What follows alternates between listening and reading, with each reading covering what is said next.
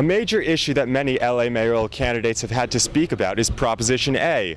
Now, while most proponents say the average person would only have to pay $30 more per year because of this sale tax, every candidate that I've spoken to has been against it. Jackie Robinson Day will be capped off when the Dodgers host the San Diego Padres tonight at 7:10. The Dodgers have decorated the stadium in commemoration of Jackie Robinson, and the earliest arriving guests will even receive a statue of the man who broke barriers in baseball. There's one roadblock the justices need to clear in order to hear the case. California officials have refused to defend Proposition 8, leaving the job to its sponsor, ProtectMarriage.com.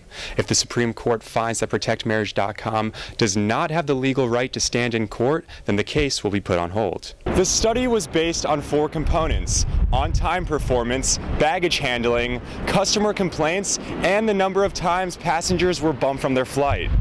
As the March 1st deadline approaches, both the Marine Corps and the Army have stated that if nothing happens, by January more than half of their ground combat units will not be trained for the minimum requirement needed for deployment or crisis response. We spoke to the candidates about why they think they should run the nation's second largest city. Do you all know there's an election tomorrow? How many already voted? Oh, good. Okay, I'm crossing my fingers that it might have been me. All the candidates made appearances throughout Los Angeles today in a last-minute push to get out the vote. I've worked for mayor, and I've now been the taxpayer's watchdog as a city controller. So I believe I can hit the ground running to be able to be the person who's going to change Los Angeles and get us back to work. And I believe that my practical, very hands-on experience and management style and my approach to managing and leveraging our assets to bring in new revenue to the city makes me most suited to be the next mayor. The resounding message is that, yes, you're better than the other candidates. Let's get them out of City Hall and make sure we take our city in a new direction. I'm the only candidate in the field that's been a prosecutor. I was a federal prosecutor. Los Angeles has built a culture of corruption that's going to take someone that understands what's going on in City Hall to clean it up. I will do that. Eric Garcetti was right near campus to visit with several businesses and talked with residents around the metro stations. A major issue that many LA mayoral candidates have had to speak about is Proposition A.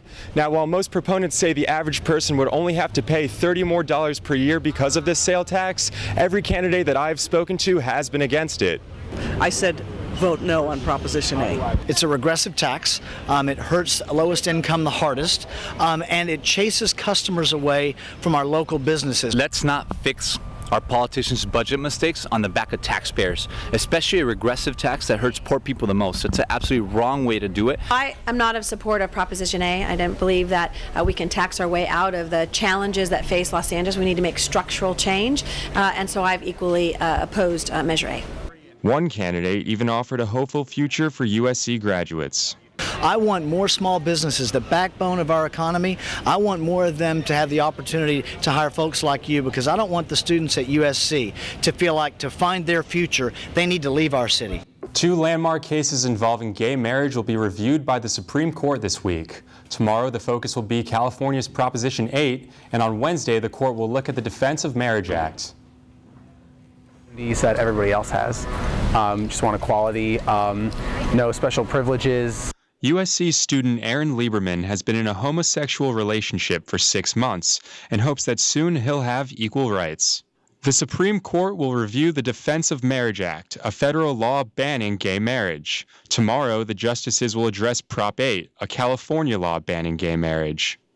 There's one roadblock the justices need to clear in order to hear the case. California officials have refused to defend Proposition 8, leaving the job to its sponsor, ProtectMarriage.com.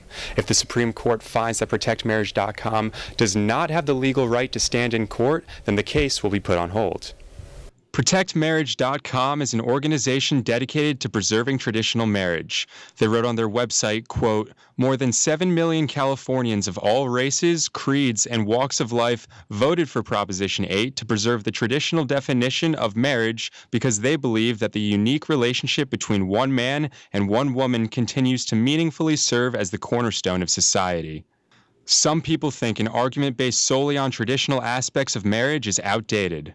They're pretty much stuck claiming something about tradition, but even that is specious. And the Supreme Court, on whatever side they're on, are not dumb. Regardless of the outcome, members and supporters of the LGBT community plan to fight for equality. I think that our movement, we're used to being kicked down a lot, but we're used to rising above that and saying, okay, what's the next step that we have to do? I just want to be able to marry the person I love when I'm older and ready. While the High Court will begin reviewing both cases this week, no decision is expected until June. Today marks the 66th anniversary of Jackie Robinson breaking Major League Baseball's color barrier. One current Dodger spoke about the former Dodger's impact on his life. I wouldn't be sitting here talking to you about baseball and the Dodgers if it wasn't for Jackie Robinson. So we always appreciate Jackie and what he's done for us. Today, everybody is number 42. It's a way for baseball players to pay tribute to Jackie Robinson. The anniversary is getting special attention this year. The movie 42 opened this weekend, claiming the top spot at the box office.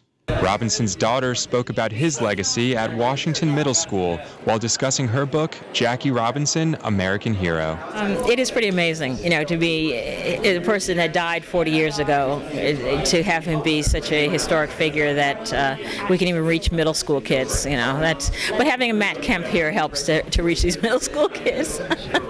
Jackie Robinson Day will be capped off when the Dodgers host the San Diego Padres tonight at 7:10. The Dodgers have decorated the stadium in commemoration of Jackie Robinson, and the earliest arriving guests will even receive a statue of the man who broke barriers in baseball.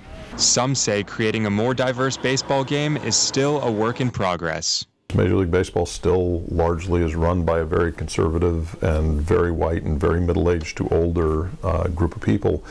And so the vast majority of voices in Major League Baseball still come from a very limited segment of the population. As we mentioned earlier, security will be heightened for tonight's game because of the deadly explosions at the Boston Marathon.